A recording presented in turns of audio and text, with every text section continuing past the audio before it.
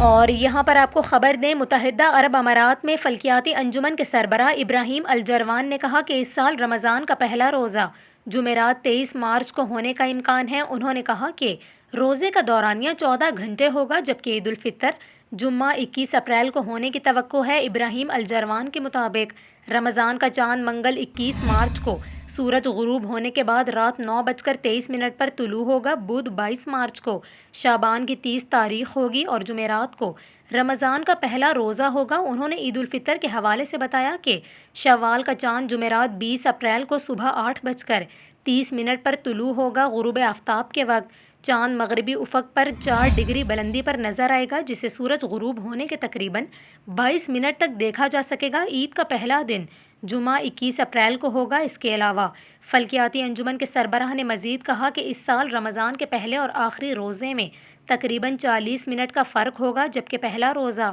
آخری روزے کے مقابلے میں چھوٹا اور آخری روزہ لمبا ہوگا۔ پہلا روزہ تقریباً 12 گھنٹے 16 منٹ اور آخری روزہ 12 گھنٹے 54 منٹ کا ہوگا۔